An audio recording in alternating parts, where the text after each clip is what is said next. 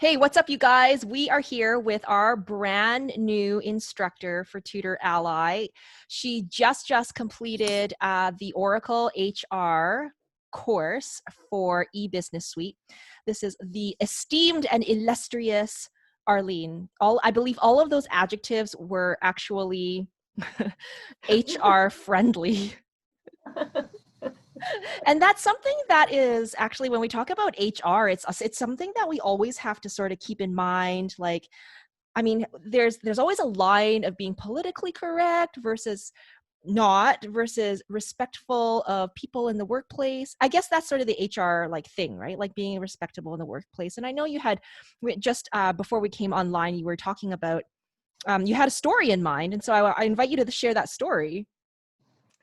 Yeah, so this is, and I think, Kat, you kind of alluded to it too. This is a very universal story. I'm sure a lot of us have had situations like this before, and this is a really good story about how HR really stepped in and really, I really appreciate. So what happened? So, anyways, I had this manager that I had reported to, and he is one of those really.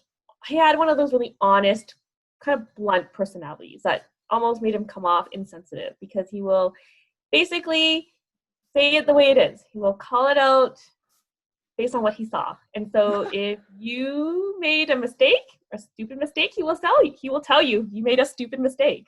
Sure. And he also had really high expectations for his team. He had an appreciation for high performers, which made it extra scary, because if you always have to try and aim to be performing at a certain level, because if you don't, he will tell you. Mm-hmm. So as you can guess, a lot of people were scared of him. Anyways, he was just one of those managers that everyone knew. Okay, you gotta be precise. You gotta do well. You gotta work hard, right? On it, yeah. Anyways, On the ball, right? On the ball. Which you should, anyways. Regardless. You should. But sometimes it's hard to hear, right? When you make a mistake. For sure. We're all good at dishing it, but yes. How many of us are really good at taking it?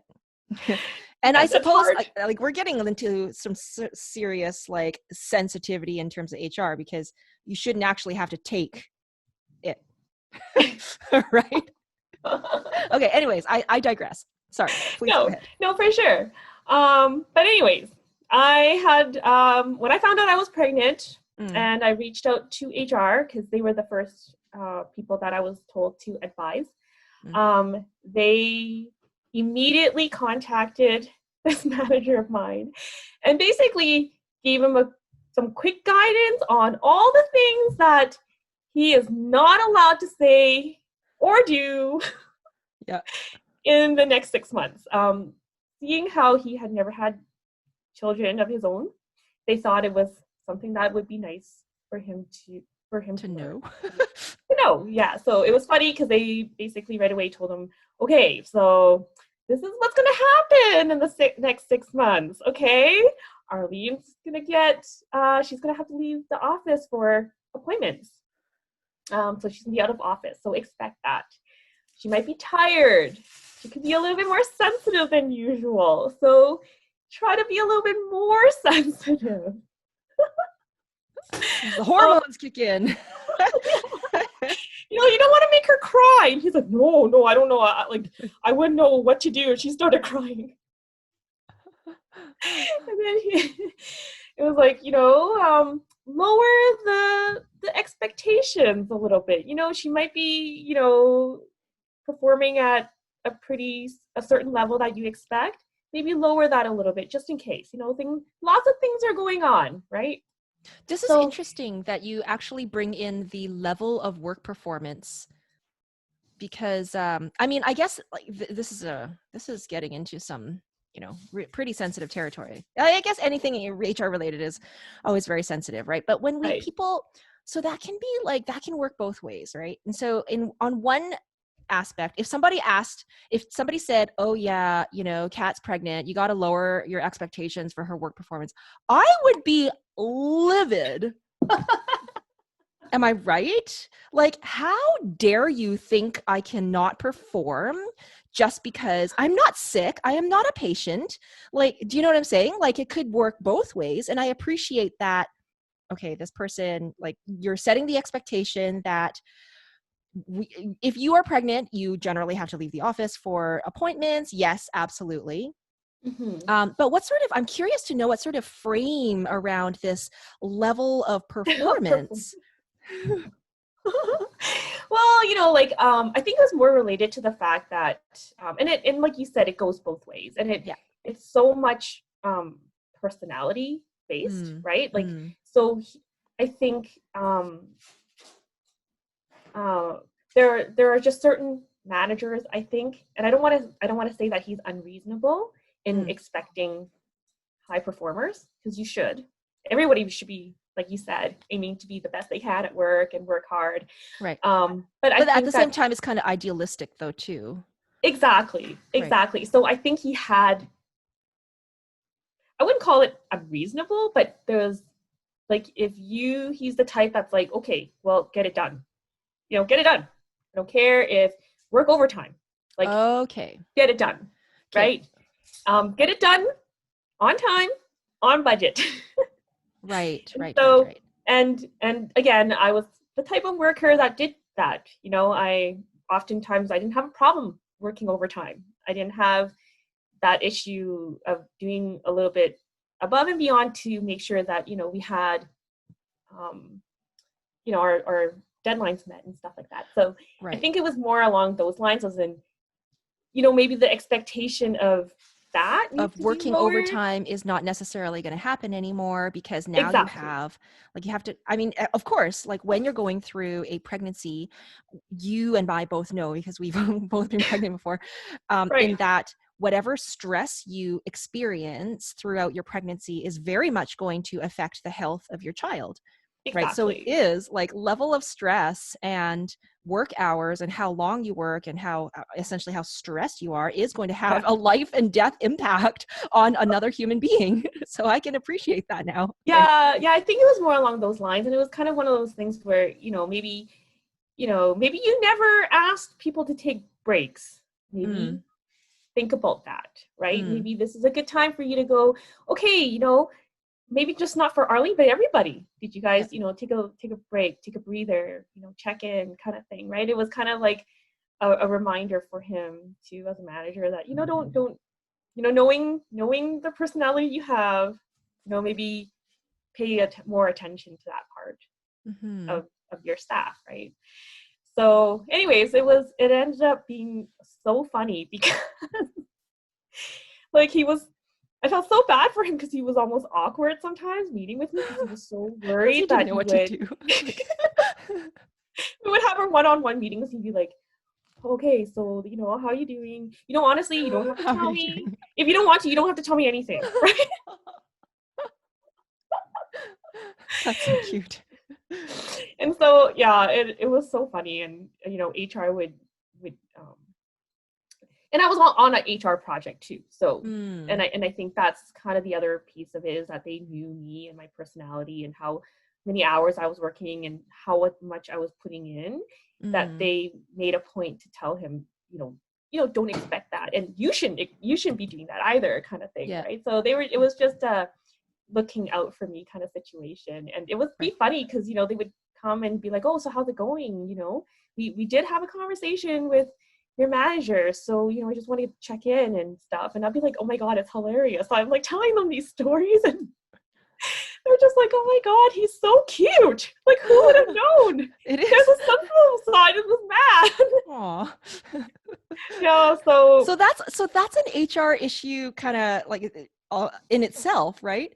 Just because you're a man, you have these stereotypes that, oh, you're not necessarily sensitive and you don't know what goes on, you don't understand people, or and again, I'm extrapolating for this one, right? Right. But I guess very often, like, I've never been in HR myself ever, right? But we all inadvertently experience the benefits of having a solid and good HR group that advocates for people. And we really rely on these HR individuals to keep the workplace peaceful, right? Mhm. Peaceful and foster a positive work environment, we really rely on like our HR teams to do so. And Mhm. really, I think it's very often it's actually a thankless job because me as part of an organized, like just as a contributor to an organization, regardless of, you know, whether or not you're in back office or like you're part of a revenue center or whatever have you, we just sort of take it for granted that, oh yeah, like a workplace, well, of course it has to be respectful and of course it has to be positive, right?